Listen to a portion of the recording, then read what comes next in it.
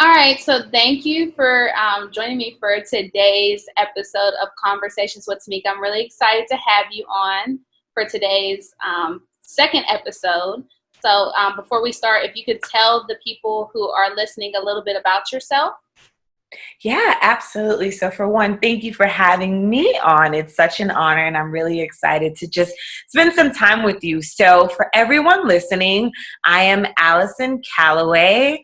I am a boy mom to the most amazing 2-year-old son. I am also a career woman and an entrepreneur. I started my business just over a year ago called the Mamas Movement. And I think above all else, I am a laid down lover of Jesus. He is my rock, my anchor, and I'm truly a daddy's girl. So that's who I am.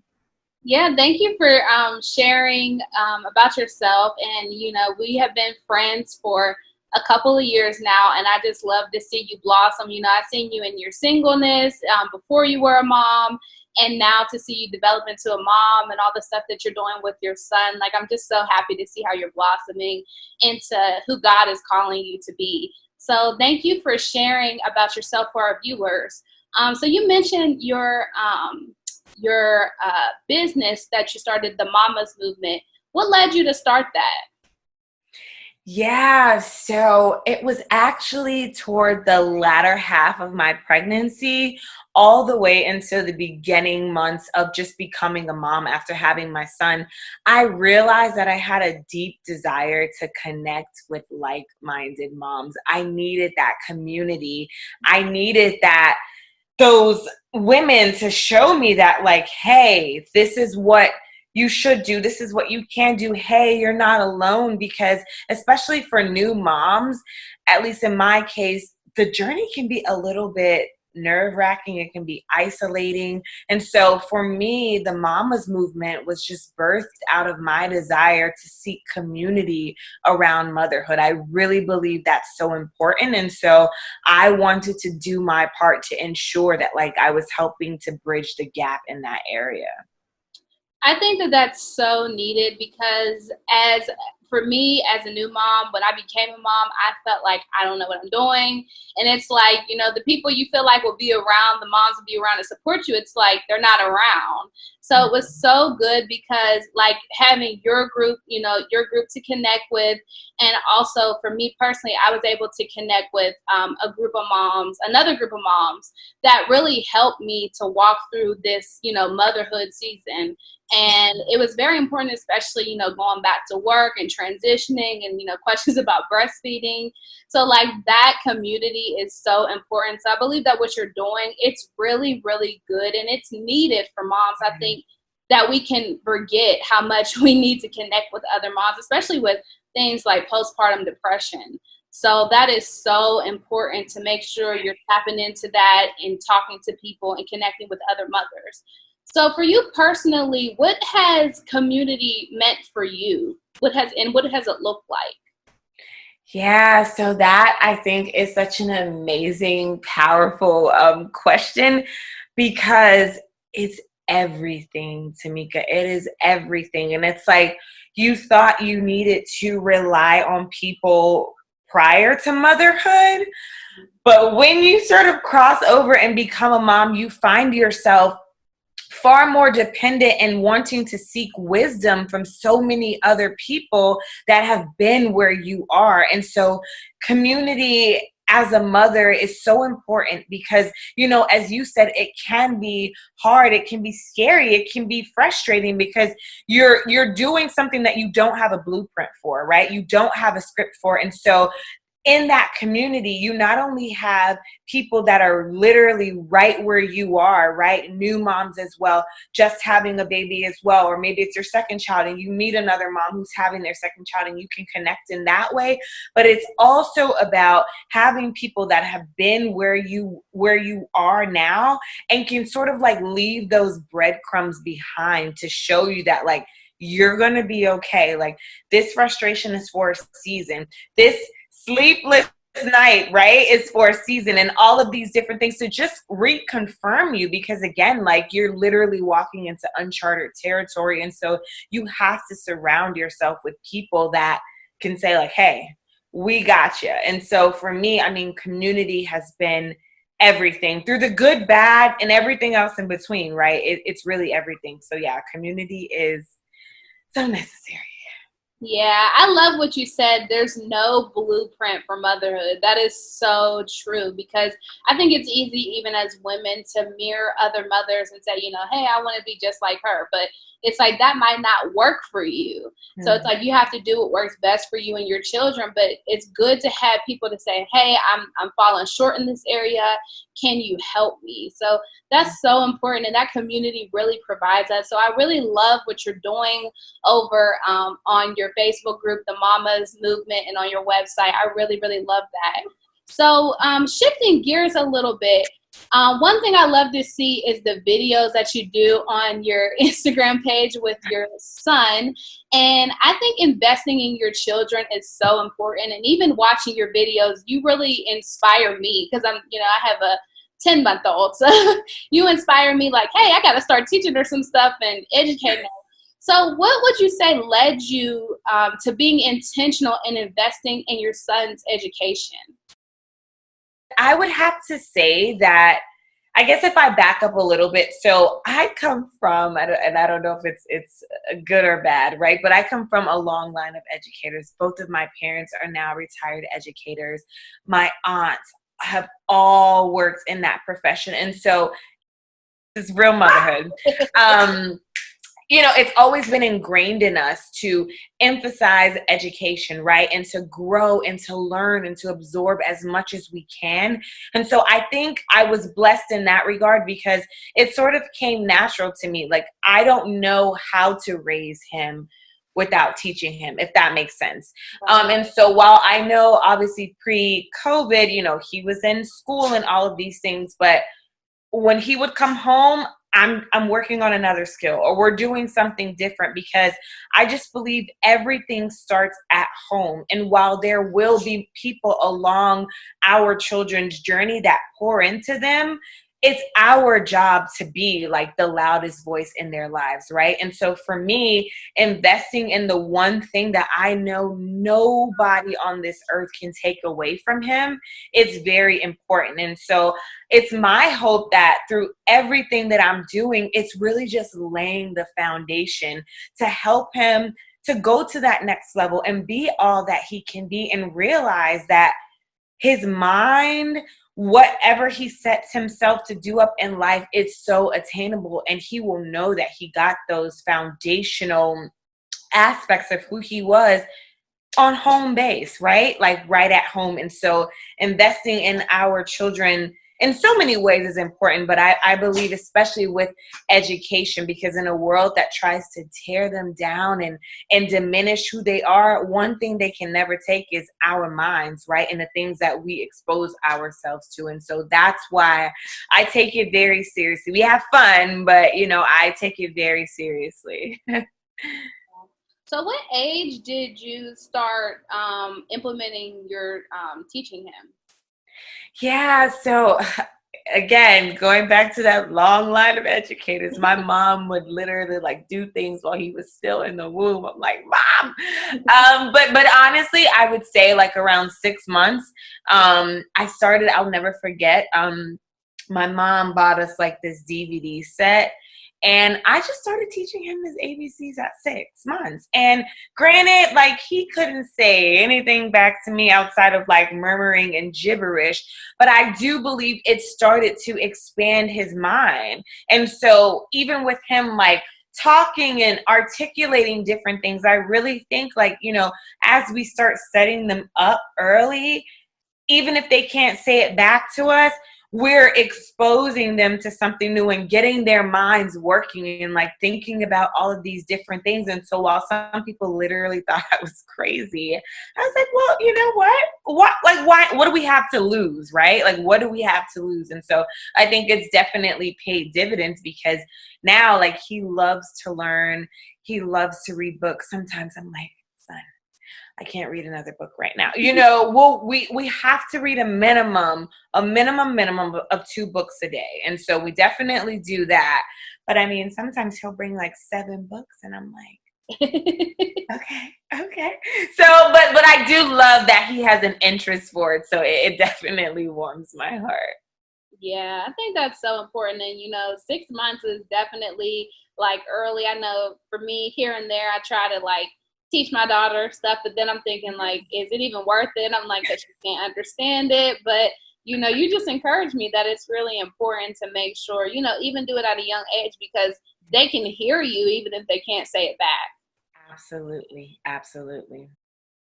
As a mother of a young Black son and with everything going on in the world, how does that make you feel? Girl, it's like, where do I begin, right? So I think there are a range of emotions, if I'm being honest. In my flesh, honestly, I'm terrified, right? Because the same little boy that everyone knows and loves and thinks is the cutest today, well, what happens in 10 years from now? Does he become a threat? Does he begin to scare people just because of the color of his skin and his demeanor? And so that really does scare me, right? Because I feel like our children are like our hearts outside of our chest. And I couldn't imagine anything happening to him. But through all of this and everything that we've seen going on, honestly, it's just amplified my faith in God. And, we say our prayers and I remind him of who he is. And as he gets older, I know that the conversations will change and become far more detailed. But I think the best thing that I can do for my son is pray and trust in the God that promised to never leave or forsake us. And just know that at the end of the day, like, we're going to be okay because I know that God has a hedge of protection around him. And so, as I said, conversations will evolve and we'll have to have, really detailed heart to hearts. But for now, girl, I am just like resting in God's peace and his promises and not allowing my fear to overtake my faith. And my faith tells me that, like, my son is loved, my son is protected, that he is going to be okay. And it's sad that we even have to think about these things or even pray these kind of prayers or have these kind of like conversations. But this is the reality we're living in. And I think just as a mom of a Black son or just a Black child, period, right? Like, we just really have to step it up. And when I say step it up, I mean like get into our word more and activate our faith more, protect our babies, have the conversation, but realize that God is the only one that can keep them. As much as I love him, mommy's not going to always be there to save him. And that gives me like chills as I say it because it's the truth, right? Like, we want to be around our babies all the time, but the reality is that God is the only one that will follow them every single day of their lives. And so I'm navigating. It's a balance. I have good days, I have bad days, but at the end of the day, I'm just realizing that we're standing on God's promises. Yeah, that is such a good word of encouragement. I believe that, anybody that hears that will find that encouraging. For me, that was really encouraging because me even having a daughter, I remember talking to my husband about, it's sad one day I'm going to have to explain to her like racism and, what happens, just simply because of the color of our skin. And, we were just talking about like, hopefully that we don't have to have that conversation. Maybe racism won't be such a big deal, but in reality, I just feel like it's going to be there forever. Like, we've been looking for change and we're waiting for change, but ultimately, like you said, we have to trust God because only God can change it. So I believe that looking to God and looking to his promises and resting in his truth and trusting that he has our children is very important to keep us in this time, like you said. So thank you for that word of encouragement. You were mentioning different things that you said to your son, and recently you were on Good Morning America for the affirmations that you were doing with your son. But what made you start doing affirmations with your son, even at this young age? So I mean, the past few months have been so crazy. But you know what? This is probably not going to be the best answer, but I literally feel like I just woke up one day, seriously, and was like, you know what? We're going to find some positive things to speak over your day. And, I would take him to school at the time we were, going to school. And I said, we would pray in the car, but I said, I want something that's tangible, that's quick, that as you're learning these words, you can really start to like embody for yourself. And so I remember that morning saying that to myself. By that afternoon, I just went through and I thought about 4 words that really reminded me of who he is, and also what I want him to remind himself that he is, even when he doesn't believe it or even when he can't see it for himself. And so we just started like practicing them and getting them, and we put little like motions with them and everything. And before you knew it, like, he just took off with them. And if there was ever a day like I would forget to say them on the way to school, he's like, mommy, I am strong.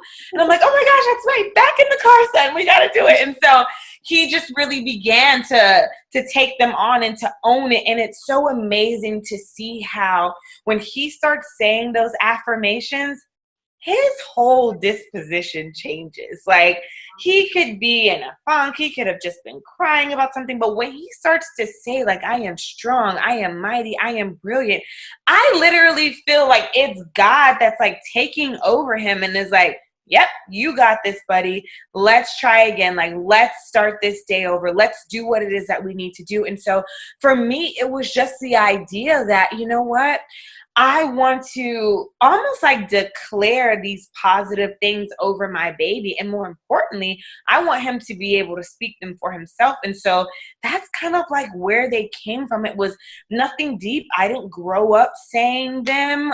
It was just, you know what? This is something that feels good. It feels right. And it's something that I want to leave for him. Like, I want him to be 25 working at his new job wherever he is and saying like, yeah, I'm strong, I'm mighty, I'm brilliant. It might not be with all the motions that he did when he was 1.5, but he'll always be able to take those words with him and never settle for anything less. Yeah, I think it's so important. And when you were saying that, I was just thinking like, wow, he's going to have that. He has it at such a young age. He's going to be able to carry that throughout his entire life, and his, excitement to say those things. And, if you're saying even now it changes his day and understanding that, he is strong, he is mighty, that'll be able to carry with him even throughout his adulthood. So that's so wonderful. And I think that's something, he can always remember, like, hey, my mom taught me this, and I'm going to carry this throughout my entire life. So that's so encouraging. Absolutely. So I wanted to ask you, as a mom who's also a Christian, how can we as believers share Christ with our children on a daily basis? Yeah, that's an amazing question. And I think it's a very necessary one. I would definitely have to say, in being moms, in being parents, like, it's our job to be lights and to be examples. And so the first thing I would say is, it's the way I live my life. And so it's the things that he sees me do. It's the way he sees me handle conflict. It's the way he sees me navigate my stress and my frustration. It's the way he sees me on now watching TV when we see church, but it's the way he sees me preparing for church and knows he'll say like, time for church. It's those little things that he sees his mother doing. When I am reading my Bible and highlighting, he then goes and gets his Bible and asks for a crayon, and he's like marking in his little Bible. Or he sees me like worshiping, like my son will literally worship with me or dance and all of these things. So I say that to say it's very important for us to be the example, because what better role do you have to show them than the very life that you live, right? So that's the most important thing. And then I think as a second layer, it's in what we show them, right? And it's showing them good things. It's showing them the very small things, like it's okay to make mistakes, but here's how you can handle this situation next time. Even in his young age of 2 years old, showing him like, okay, mommy went to adult church. Now Thomas, my son's name, is going to go to children's church, and I'll sit there and we'll go to children's church with him online, and we pray at night, we pray before he eats, we pray when we wake up. So it's really just routine, it's posture, but it's showing him that like this isn't so routine in the fact where it's boring, or I have to do this because mommy said so, and all. It becomes fun. Like he looks forward to saying his prayers. He looks forward to talking to Jesus. And honestly, sometimes like we have our set prayers, but sometimes I say, Thomas, what do you want to say to God? And he will literally start to say like, I believe he's looking around the room when he's saying it, but he's like, thank you for my water cup, for my bed, for my rug. And he'll start to name things, but it's him expressing his own gratitude, right? And talking to God. And so I think it's important that we just create the space for kids to, even in their young age, to start to form their own relationship with God and to get to know him for themselves. And so I would definitely say those things. It's in how we live, and it's in what we expose them to. Those are very important aspects to it. Those are such great answers because, even us as adults, we have to realize, how are we living? What are we exposing ourselves to? So it's just like us doing what we're supposed to be doing as believers and walking that out and letting our children see us walk it out and letting our children see how we respond to things in our relationship with Christ. Absolutely. So I just love your answer. Thank you for that. So for any moms out there, whether they're a new mom or a seasoned mom, what is one piece of advice that you could give them? Oh, that's good. That is so good. So I would have to say it would be to give yourself grace. Grace, grace, grace, grace, and more grace. Because this journey, I apologize. This journey it's not an easy one. And there are times where you can feel isolated and you can almost like self-sabotage. And you have to understand that when our Father called you to your child or your children's lives, he didn't expect you to be perfect. Perfect was never the goal. We can't be perfect if we tried to because we're flawed.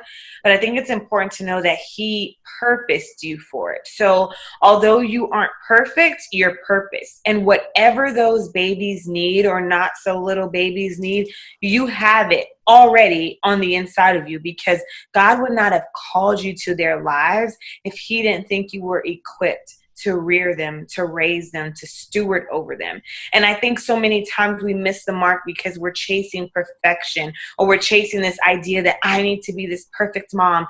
And of course the mom guilt kicks in and all of these things.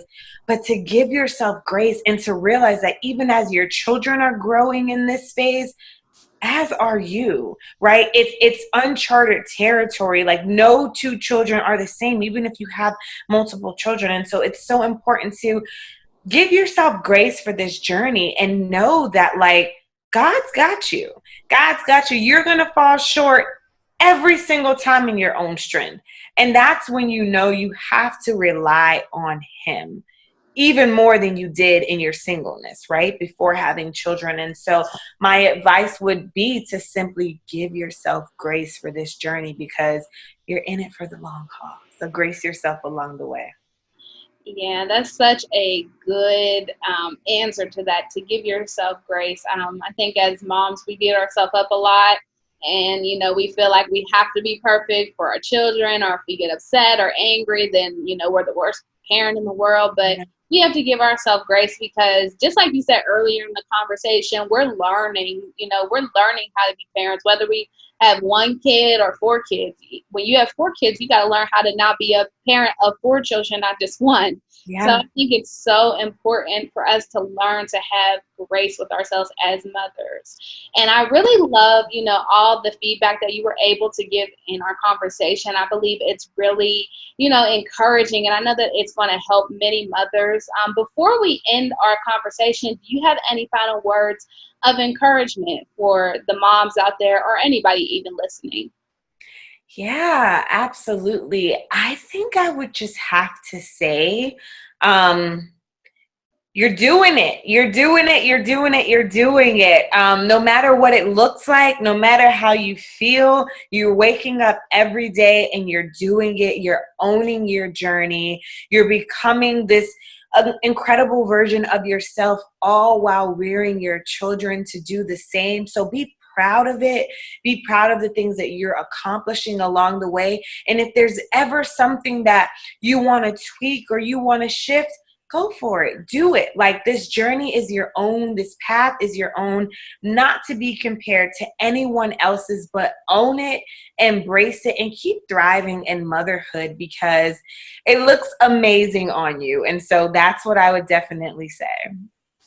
Thank you so much, Alyson. I really appreciate your words during this interview, and to encourage us moms that we have it, and we can do it, and we are not alone.